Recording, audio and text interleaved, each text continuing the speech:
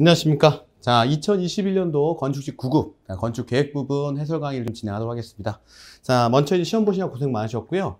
자, 건축 계획 부분 같은 경우는 평소의 난이도, 그러니까 예전의 난이도, 뭐 작년은 약간 높았죠. 자, 작년에 비해서는 조금 쉬운 편이었지만 전반적인 난이도 측면에서는 조금 높은 편이었습니다. 자, 그래서 몇 문제 정도, 한 7, 8문제 정도가 조금 생소하고 좀 여러분들이 푸는데 조금 헷갈렸을 부분들이 좀 있었어요. 네, 그런 문제들, 어떤 문제들이 있었는지 자, 지금부터 저랑 같이 한번 가보도록 하겠습니다. 자, 1번 문제는 이제 호텔 건축 계획에 대한 설명을 옳지 않은 것은 나왔는데 이 문제는 기본적으로 출제가 됐죠. 그래서 1번에 직원용 출입구는 관리상 가급적 여러 개 설치한다. 자, 관리상 여러 개 설치한다. 이 말 자체가 틀렸죠. 관리상 단일화한다. 이렇게 들어가야 맞는 표현이 되겠죠. 네, 1번이 정답이고요. 자, 나머지는 자, 기본적인 내용이기 때문에 여러분들이 학습을 해주시기 바라겠습니다. 자, 그 다음에 2번으로 바로 넘어갈게요. 자, 사무소 건축 계획의 승강기 조닝에 대한 설명을 옳지 않은 것은 뭐냐라고 물어봤어요. 자, 이것도 역시 여러분들이 1번에 보면 더블데크 방식은 단층형 승강기를 이용하며 복합용도의 초고층 건물에 적합하다. 뒤쪽에 나온 복합용도의 초고층 건축물에 적합하다. 이 내용은 맞는데 우리가 더블데크라고 하는 것은 일명 이중식 엘리베이터라고 얘기를 해요. 그래서 두 개 층의 자, 승객을 동시에 태워서 진행을 하는 방식을 얘기를 합니다. 자, 그래서 단층형 승강기가 아니고 우리가 굳이 명칭을 부르자고 하면 복층형 승강기다라고 표현을 할 수가 있겠죠. 그죠? 1번 정답이 되겠고요. 자, 그 다음에 2번에 보면 스카이러비 방식은 초고속의 셔틀 승강기를 설치한다. 그래서 일반적으로 스카이러비 방식에서는 자, 초고층 사무소 건축에 적합하다라는 표현을 쓰겠죠. 초고속으로 올라가니까요. 자, 그리고 3번 승강기 조닝은 수송시간 단축, 그 다음에 유효면적 증가 등에 이점이 있다. 자, 그리고 4번 컨벤셔널 방식은 여러 층으로 구성된 한 존을 한 뱅크의 승강기가 서비스하는 방식을 얘기한다라고 해서 존을 구분하는 방식이 뭐 저층용, 그 다음에 중층용, 그 다음에 고층용 이런 식으로 존을 구분해서 자, 하나의 엘리베이터는 저층 부분, 뭐 1에서 10층까지, 그 다음에 또 하나의 엘리베이터는 1에서 2층 동시에 가고요. 그 다음에 10층에서 20층 이런 식으로 가고요. 그 다음에 또 하나 엘리베이터는 1에서 2층 공통으로 가고요. 그 다음에 20층에서 저기 고층까지 정리하는 아주 일반적인 사무실 쓰는 방식을 얘기하겠습니다. 자, 1번이 정답이 되겠죠.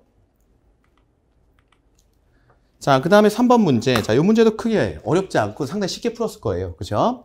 자, 연립주택 분류 중 중정형 주택에 대한 설명 옳지 않은 것. 아트리움 하우스라고 한다. 중간에 아트리움을 둘 수가 있고요. 그 다음에 2번. 내부 세대 좋지 않은 채광을 극복하기 위해 일부 세대를 2층으로 구성할 수가 있다. 그죠? 중정 타입이라고 하는 거는 우리가 쉽게 얘기하면 이런 식으로 구성이 되어 있는 거예요. 그죠? 가운데 중정을 두고 이렇게 평면을 구성할 수가 있는데 향이 이렇게 들어온다 그러면 이 뒤쪽에 있는 부분은 자, 향을 많이 못 받을 수가 있어요. 일사를. 그 다음에 이걸 단면으로 끊어서 보면 앞에는 이런 식으로 가고 그 다음에 중정을 두고 뒤쪽은 이렇게 자, 층을 높여서 네, 향을 받을 수 있도록 진행한다는 얘기가 되겠습니다.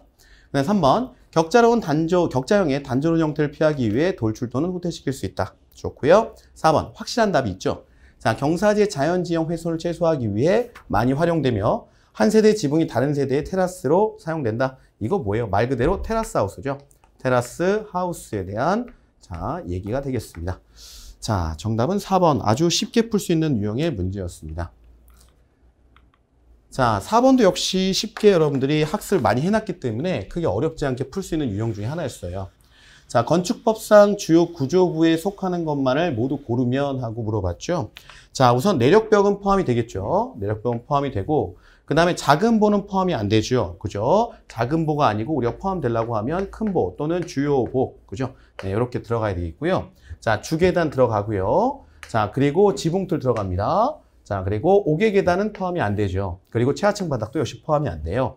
자, 내력벽, 주계단, 지붕틀. 자, 그리고 추가적으로 바닥. 그죠? 네, 바닥이 있고요. 그 다음에 좀 전에 썼던 큰 보. 그죠? 보가 있고. 자, 그리고 또 하나 들어가는 것이 기둥. 이렇게 들어가겠죠? 네, 이렇게가 주요 구조부다라고 정리해 주시면 되겠습니다. 자, 정답은 이렇게 이어진 거. 기역, 디귿, 리을이 정답이 되는 문제였고요. 자, 5번 문제 역시 크게 어렵지 않게 여러분들 해결이 가능했던 문제 중에 하나예요. 그죠? 자, 범죄 예방 건축 기준 고지사항, 범죄 예방 건축 기준 용어의 정의에 대한 설명으로 옳지 않은 것은 뭐냐라고 물어봤고 1번이면 접근 통제란 출입문, 담장, 울타리 조경, 안내판, 방범시설 등을 설치하여 외부인의 진출입을 통제하는 것을 말한다. 그죠? 그 다음에 2번, 영역성 확보란 영역을 확보하는 거예요. 그죠? 영역화시키는 겁니다. 테두리를 둔다는 얘기예요. 영역성 확보란 공적 공간과 사적 공간의 적극적 연계를 통해 아니죠. 네, 우리가 영역을 확보한다는 것은 서로 분리해서 영역화시킨다는 얘기죠. 분리를 통한다는 얘기입니다. 자, 여기서 분리, 연계라는 말이 틀렸다는 말이에요. 그죠? 자, 2번 정답이 되겠고요.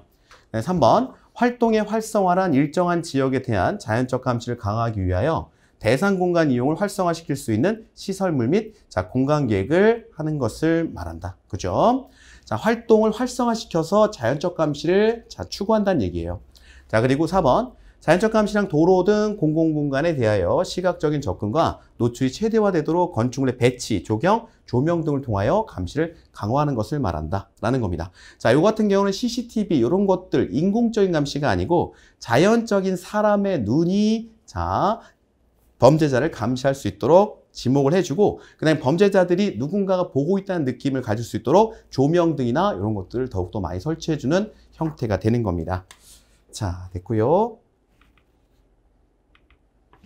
자, 6번 문제. 자, 요 문제가 조금 여러분들 헷갈리셨을 거예요. 자, 6번 문제 볼게요. 자, 박물관 건축 계획에서 배치 유형에 대한 설명으로 옳은 것은 뭐냐라고 물어봤어요. 자, 분동형. 자, 우리가 꼭 박물관이 아니더라도 뭐 병원이나 그다음 여러 가지 시설물에서 분동형이라고 하는 것은 각각의 동이 나눠져 있는 형태를 얘기를 하죠. 자, 분동형은 단일 건축물 내에 크고 작은 전시실을 집약하는 형식으로 가동적인 전시 연출에 유리하다. 자, 요거는 뭐예요? 집약형에 대한 설명이죠. 그죠? 집약형에 대한 설명이에요. 그죠? 집약형에 대한 설명을 얘기를 한다. 집약형. 자, 그리고요. 그 다음에 2번. 개방형은 분산된 여러 개의 전시실이 광장을 중심으로 건물군을 이룬 형식으로 많은 관람객의 집합, 분산, 선별 관람에 유리하다. 그죠?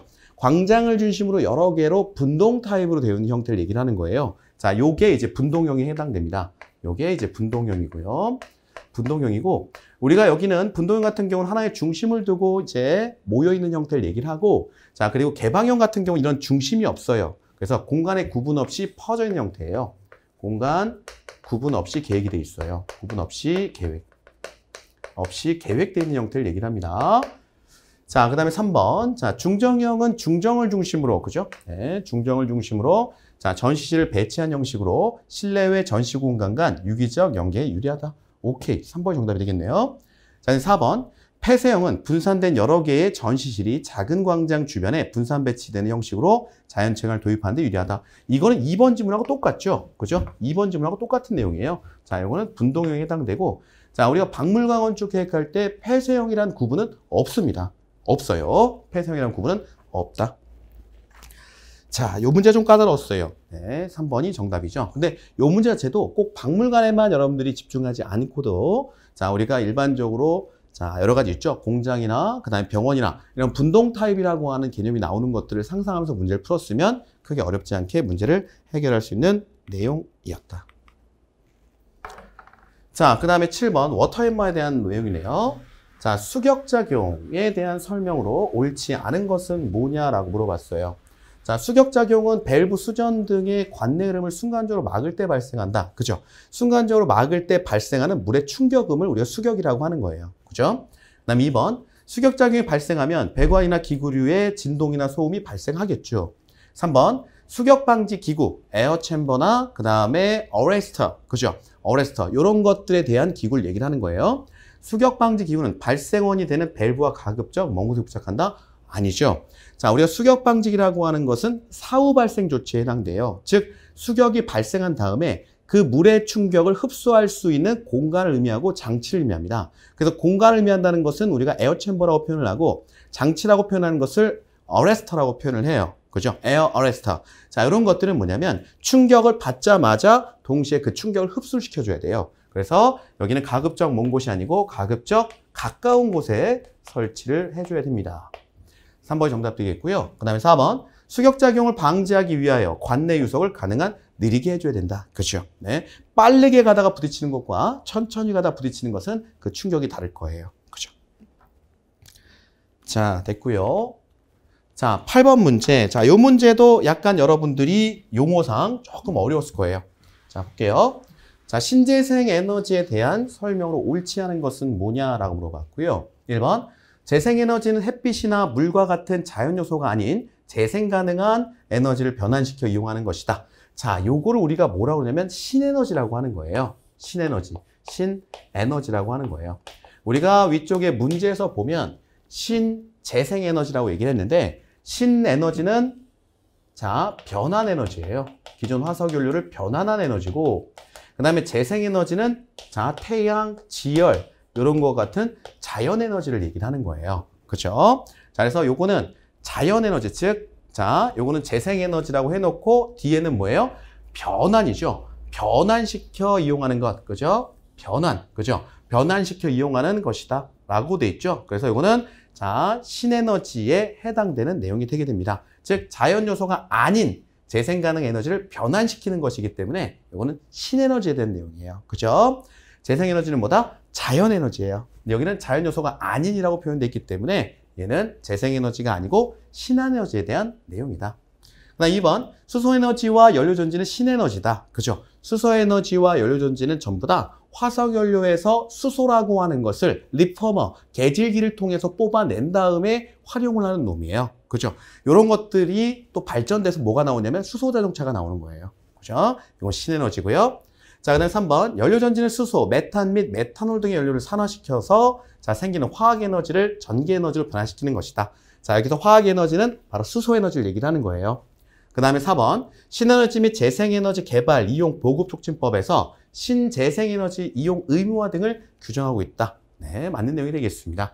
그래서 여러분들이 이 문제를 통해서 기억할 건 뭐냐면 신재생에너지라고 하는 것은 신에너지와 재생에너지로 구분된다. 자, 그리고 신에너지는 기존에 있는 화석연료나 이런 것들을 뭐다? 자, 변환시킨 형태고 재생에너지는 태양, 지열 이런 자연에너지를 활용하는 것이다. 이렇게 정리해 주시면 되겠습니다.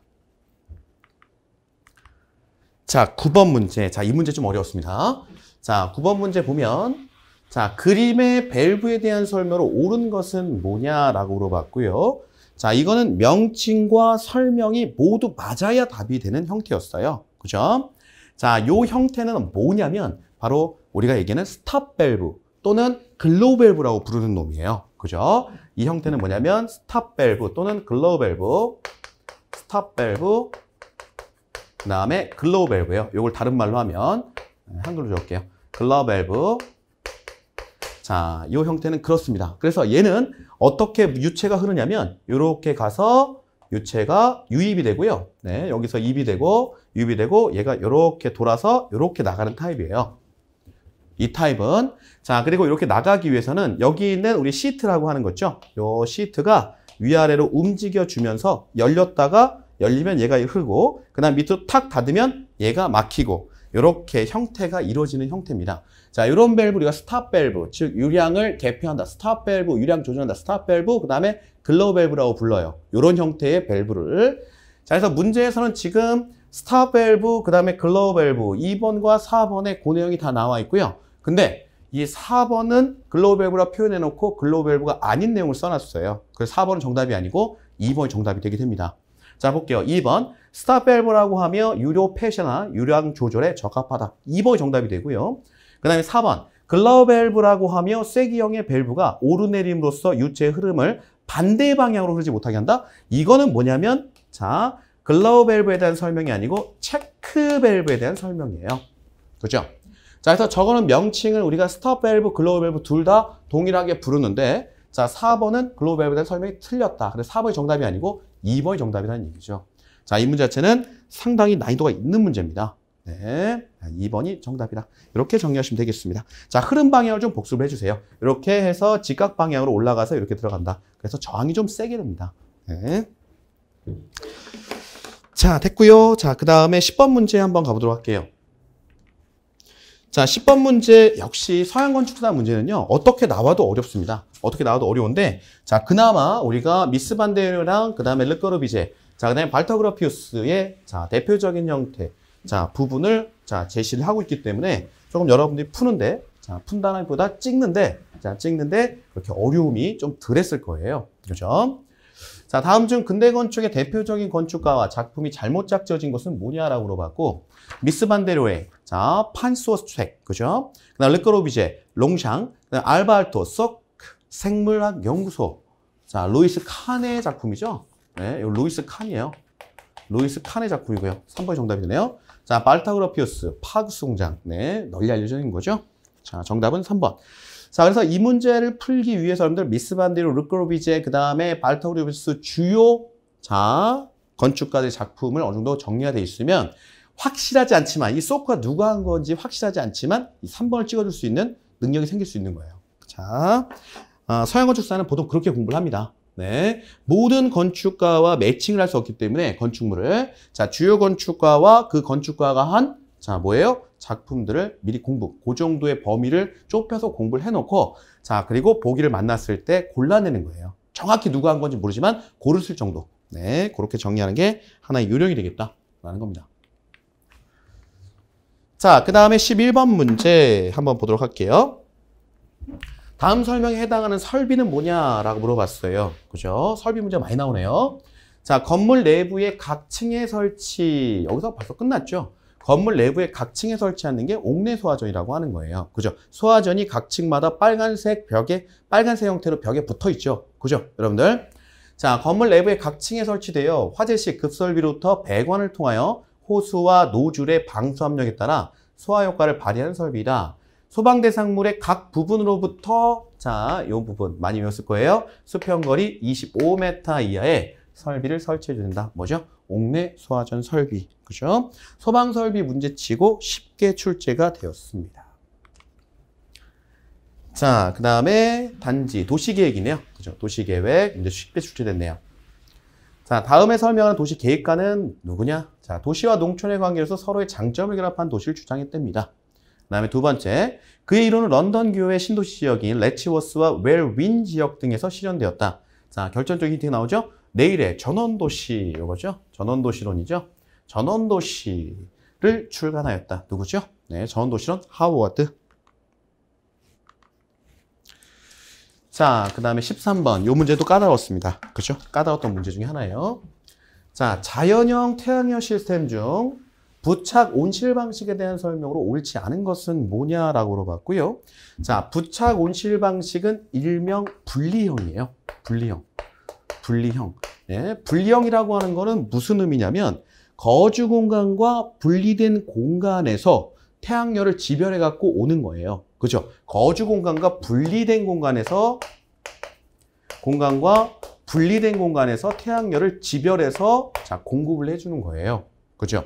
자, 그래서 얘를 부착 온실 방식을 영어로 하면 붙였다 이겁니다. 그죠? 거주 공간이 있고 별도로 붙여줬다. 그래서 attached sun space라고 얘기를 해요. 그죠? attached sun space라고 얘기를 해요. attached sun space 이렇게 얘기를 합니다. 별도로 갖다 붙였다 이겁니다. 그죠? 자, 그럼 별도로 갖다 붙였다, 주거공간과 분리됐다. 요걸 갖고 문제를 풀어주는 거예요. 자, 1번 보면 지별창과 추결체는 주거공간과 분리된다. 오케이. 그 다음에 2번 온실로 활용할 수 있다. 그죠? 별도의 가든하우스로 따로 떨어지니까 활용할 수 있겠고요. 자, 직접 획득 방식. 요거는 뭐예요? 자, 주거공간에 붙어있는 형태예요. 주거공간과 함께 들어간 어떤 태양열 지별 형태를 얘기를 하는 거죠. 직접 획득 방식에 비해 경제적이다? 아니죠. 초기 투자비가 많이 들어갈 거 아니에요. 그죠? 초기 투자비가 별도로 설치하면 초기 투자비가 많아질 것이고, 자, 그 다음에, 자, 지별된 어떤 열을 공급하려면 또 배관이 많이 길어질 거예요. 그죠? 자, 배관 길이도 길어질 것이고요. 그죠? 자, 그렇기 때문에 경제적이진 않습니다. 네, 3번 정답이 되겠고요. 그 다음에 4번, 주거 공간과 분리된 보조 생활 공간을 활용할 수 있다. 그죠? 분리됐다라는 거에 포션을 잡으면 이 문제를 풀 수 있는 거예요. 그죠? 자, 됐습니다. 14번 문제, 매우 기본적인 문제 나왔네요. 그죠? 학교 운영 방식에 대한 설명으로 옳은 것은 뭐냐라고 물어봤어요. 그죠? 자, 1번. 종합교 실형은 초등학교 고학년이 아니고 어디에 적합하다고 그래요? 저학년에 적합하다. 자, 그리고 교과 교실형은 모든 교실을 특정 교과를 위해 만들어 일반 교실은 없으며 학생의 이동이 많은 방식이다. 2번 정답이네요. 그죠? 3번. 플랫춘형은 학년과 학급을 없애고 학생들은 각자의 능력에 따라 교과를 선택하고 일정한 교과를 수료하면 졸업하는 방식이다. 이거 뭐예요? 달톤형이죠. 달톤형이고요. 자, 그리고 4번. 달톤형은 각 학급을 2분단으로 나누어 한쪽이 일반 교실 사용할 때 다른 한쪽은 특별 교실 사용한다. 이게 뭐예요? 플래툰이죠. 이게 플래툰이죠. 네, 아주 기본형 문제입니다. 네, 2번이 정답이 되겠죠. 자, 그 다음에 15번 문제. 이 문제도 조금 여러분들이 자, 생각을 많이 했을 거예요. 왜냐면 생소한 용어들이 자, 나오기 때문에 그래요. 15번. 자, 녹색 건축물 조성 지원 법령상 녹색 건축물에 대한 설명으로 옳지 않은 것은 뭐냐? 1번. 녹색 건축물이란 저탄소 녹색성장 기본법 제54조에 따른 건축물과 환경에 미치는 영향을 최소화하고 동시에 쾌적하고 자, 건강한 주거 환경, 거주 환경을 제공하는 건축물을 말한다. 그죠? 그래서 저탄소 녹색성장 기본법에서 이제 파생돼서 나오는 법이 하나 있죠. 녹색성장 조성지원법, 녹색건축물 조성지원법이죠. 녹색건축물 조성지원법이라는 법이 하나 파생돼서 나오게 됩니다. 자, 2번. 국토교통부 장관은 지속가능한 개발의 실현과 자원 절약형이고 자연 친화적인 건축물의 건축을 유도하기 위하여 녹색건축 인증제를 시행합니다. 자, 이러한 인증제죠. 3번. 녹색건축 인증 등급은 에너지 소유량에 따라 10등급으로 구분한다? 아니죠. 4개 등급으로 구분하죠. 4개 등급으로 구분하게 됩니다. 네. 자, 여기서 말하는 4개 등급이 뭐냐면 최우수, 자, 우수, 우량, 일반이에요. 일반. 자, 그리고 요거를 이제 다른 표현으로 좀 쉽게 표현한 게 있는데 그린 1등급, 그린 2등급 이렇게도 표현해요. 그린 1등급, 그리고 자, 그린 2등급, 그린 3등급, 그린 4등급 이런 식으로 표현을 하기도 해요. 그죠? 자, 그래서 정답은 3번이 되고요. 자, 우리가 10등급으로 표현하는 인증이 하나 있죠. 건축물 에너지 효율 등급. 그죠? 에너지 효율 등급이 있습니다. 그죠? 요거는 우리가 1뿔뿔뿔에서 7등급까지. 그래서 총 10개 등급이에요. 1뿔뿔, 1뿔뿔. 그 다음에 1뿔, 그 다음에 1, 그 다음에 7까지. 그래서 총 10개 등급이에요. 10개 등급, 요거를 이제 여러분들이 헷갈리라고 문제를 낸 거죠. 그죠? 네. 3번이 정답이 되겠고요. 그 다음에 4번. 녹색건축 인증의 유효기간은 녹색건축 인증서를 발급한 날부터 5년입니다. 녹색건축 인증은 5년이고요. 건축물 매지 효율 등급 인증은 10년이에요. 이것도 참고적으로 봐주시면 되겠습니다. 자, 됐고요. 이 문제 조금 까다로웠고요. 자, 16번 문제. 네, 이거 기본 문제네요. 그죠? 자, 도서관 건축 계획 중 출납 시스템에 대한 설명으로 옳지 않은 것은 뭐냐라고 물어봤습니다. 출납 시스템이요. 자, 자유개가식은 자, 도서가 손상되기 쉽고 분실 우려가 있다. 오케이, 좋네요. 그다음 2번. 안전개가식은 도서 열람에 체크 시설이 필요하다. 그죠? 3번. 반개가식은 열람자가 직접 책의 내용을 열람하고 선택할 수 있어 출납 시설이 불필요하다. 아니죠. 열람자 같은 경우는 책의 표제 정도 볼 수 있고요. 자, 그 내용을 보려면 누구한테 허락 맡아야 돼요? 관원한테 허락을 맡아야 되죠. 그죠? 그래서 이거는 틀렸다. 아주 기본적인 문제죠. 자, 3번 정답이고요. 4번. 폐가식은 대출받는 절차가 복잡하여 직원의 업무량이 많다. 그죠? 여기까지. 좋습니다. 자, 17번. 자, 이 문제 조금 까다로웠네요. 그죠? 자, 볼게요. 자, 병원 건축 계획에 대한 설명으로 옳지 않은 것은 뭐냐라고 물어봤고요. 1번. 간호 단위의 크기는 1조, 8에서 10명의 간호사가 담당하는 병상수로 나타낸다. 좋습니다. 2번. 병동부의 소유실로는 병실, 격리병실, 처치실 등이 있다. 3번. 의료법 시행규칙상 음압격리병실은 보건복지부 장관이 정하는 기준에 따라 전실 및 음압시설 등을 갖춘 1인 병실을 의미한다. 그죠? 여러 명이 거기 안에 있으면 음압병실 의미가 없죠. 자, 4번. CCU. 자, 커러넬이죠. 커러넬이 케어 유닛은 자, 요양시설과 같이 만성화되어 재원기간이 긴 환자를 대상으로 하는 간호단위 구성이다. 틀렸어요. 자, 여러분들이 자, 커러넬이를 찾아보면 뭐라고 써야 되면 심장질환 이렇게 써 있을 거예요. 심장질환. 심장질환 이렇게 써 있어요. 그래서 요거는 커러넬 케어 유닛은 네, 심장 중환자실을 의미해요. 유닛은 심장 중환자실을 의미합니다. 요거는 심장 중환자실을 의미해요. 네, 중환자실 요걸 의미하고요. 자, 우리가 일반적으로 만성적이고 요양시설로 오랫동안 롱텀으로 갖고 가는 거를 롱텀 케어 유닛이라고 얘기를 해요. 롱텀 long-term care unit이라고 얘기를 합니다. 케어 유닛. 이렇게 얘기를 하죠. 네, 4번이 틀린 내용이 될 거예요. 4번이 정답입니다. 자, 됐고요. 자, 그 다음에 18번 문제. 자, 건축과 조명에 대한 설명으로 옳은 것만을 모두 골라주십시오. 라고 문제가 출제됐고요. 자, 기억. 조명이 건축물과 일체가 되는 조명 방식으로 건축물의 일부가 광원의 역할을 한다. 이거 건축과 조명의 정의네요. 그죠? 자, 맞고요. 그 다음 니은. 다운라이트 조명은 광원을 천장 또는 벽면 뒤쪽에 설치 후 천장 또는 벽면에 반사된 반사광을 이용하는 간접 조명 방식이다. 다운라이트 조명은 구멍 뚫어놓고 거기다가 조명 설치하는 건데 상당히 직접적인 조명 중에 하나예요. 자, 이렇게 광원을 천장에 자 넣어놓고 간접적으로 하는 방식, 요거를 뭐라고 그럽니까? 우리가 커브 라이트 방식이라고 얘기를 하죠. 커브 라이트 방식. 그죠? 자, 디귿. 자, 광천장 조명은 천장면에 확산 투과성 패널을 붙이고 그 안쪽에 광원을 설치하는 방법이다. 맞네요. 그렇죠? 자, 그 다음에 리을. 커브 라이트 조명은 천장면에 루버를 설치하고 자, 그 속에 광원을 설치하는 방식이다. 자, 요거는 틀렸어요. 우리가 요거를 자, 루버를 설치하는 방식을 우리가 뭐라고 하면 루버 천장 방식이라고 그래요. 루버 천장 방식이라고 얘기를 하고 자, 요거는 뭐의 일종이냐면 자, 뭐의 일종이냐면 바로 좀 전에 설명했던 광천장 방식의 일종이에요. 조명 방식의 일종입니다. 자, 그래서 4번도 틀렸네요. 그렇죠? 네, 기억과 디귿이 정답이 되는 문제였습니다. 근데 이 문제 자체는 뒤쪽에 보기 자체가 기억, 니은, 그 다음에 기억, 니은, 디귿 뭐 이렇게 2개, 3개, 4개 이렇게 확장되는 개념이 아니고 전부 2개씩 보기를 줬기 때문에 문제를 찝어내기는, 즉 찍어내기는 편한 문제 중에 하나였다라고 볼 수가 있죠. 자, 됐고요. 자, 그 다음에 왜냐면요, 이 문제는 제가 좀 문제 푸는데 기억은 다 맞다고 표현돼 있죠. 그죠? 그래서 기억 맞고 그래서 1번, 2번 중에 답이 있고, 그죠? 니은은 확실히 답이 아니잖아요. 그죠? 다운라이트 조명은 여러분들이 자 구멍 뚫어놓고 거기다가 조명 설치하는 거예요. 그죠? 요 정도는 우리가 다운라이트라고 하는 의미, 용어를 보고도 판단이 될 수가 있어요. 문제를 많이 풀어봤으면. 그렇기 때문에 니은 확실히 틀렸고 그렇다면 정답은 디귿이겠구나. 이렇게 찍을 수도 있는 문제였습니다. 자, 그 다음에 19번 문제. 네, 이 문제 조금 헷갈렸겠네요. 그죠?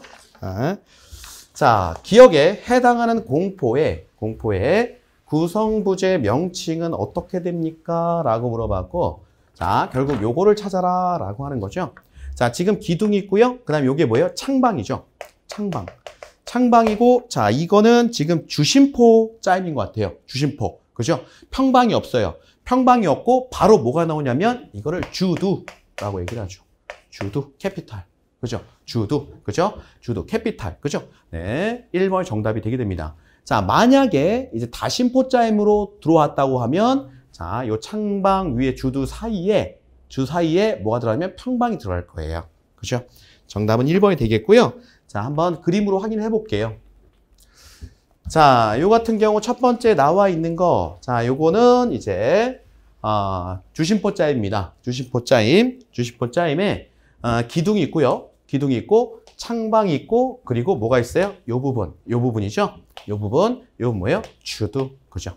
네, 이렇게 표현되는 거고요. 자, 만약에 이제 다음 회차에는 여러분들이 자, 다심포로 나올 수 있잖아요. 그죠? 다심포로 나온다. 다심포로 나오면 기둥이 있고요. 그 다음에 요 창방. 그죠? 창방이 있고요. 기둥 위쪽에 뭐가 쭉 가고 있어요? 평방이 가고 있어요. 그죠? 네, 아마 이런 쪽 여러분들이 자, 글로 한번 읽어봤을 거예요. 그죠? 글로 뭐라고 했어요? 다심포 건축물에는 평방이 있다. 그죠? 네, 이렇게 아마 여러분들이 기억을 하고 있을 거예요. 그죠? 평방이 위치하고 그 위쪽에 뭐가 들어가요? 주두가 위치를 하고 있는 타입이 되게 되는 거죠. 그렇죠? 이번엔 주심포가 나왔고, 자, 다음번엔 이제 우리가 다심포가 나올 수 있으니까, 네, 이 부분 체크를 해주길 바라겠습니다. 자, 됐고요. 20번 문제 보겠습니다. 자, 건축법령상 공개공지 또는 공개 공간에 대한 설명으로 옳지 않은 것은 뭐냐라고 물어봤고요. 1번. 자, 공개공지 등을 설치하는 경우 건축물의 용적률, 건폐율, 높이 제한 등을 완화 적용할 수 있다. 좋고. 자, 공개공지는 필로티의 구조로 설치해서 안 된다?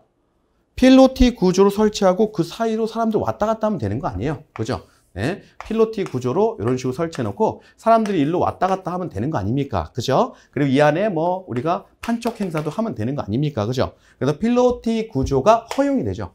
허용. 그죠? 여기 틀렸네요. 자, 그리고 울타리를 설치하는 등 공개공지 등의 활용을 저해하는 행위를 해서는 안 된다. 요거는 맞는 내용이에요. 그죠? 요거는 맞는 내용이다. 자, 필요 때문에 2번이 정답이 되고요. 자, 3번. 공개공지 등의 면적은 대지 면적의 100분의 10 이하의 범위에서 건축조례를 정하며 이 경우 건축법 제42조에 따른 조경 면적을 공개공지 등의 면적으로 할 수 있다. 네, 맞고요. 4번. 공개공지 등에는 일정 기간 동안 건축조례로 정하는 바에 따라 주민들을 위한 문화 행사를 열거나 판촉 활동을 할 수 있다. 여기서 말한 일정 기간이 법적으로는 60일이에요.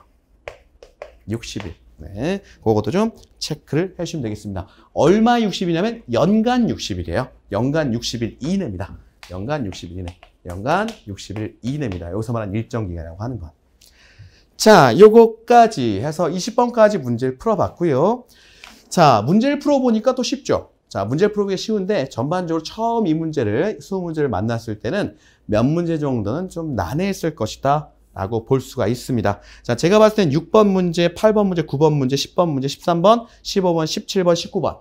자, 이런 문제들은 조금 여러분들 생각을 하고 문제를 풀어봤어야 될 것이고요. 그리고 헷갈렸을 것이고, 그 다음에 자, 만약 틀렸다 그러면 이 부분에서 많이 틀렸을 거예요. 그죠? 자, 잘 정리하시고요. 네, 뭐 남아있는 지방직 시험 보시는 분들은 자, 지방직 시험에는 보통은 앞에 나왔던 국가의 시험에서 나왔던 문제들 유형들이 많이 반복적으로 나오기 때문에 잘 챙겨서 보시길 바라겠습니다. 자, 해설 강의 들으시느라 고생 많으셨습니다. 감사합니다.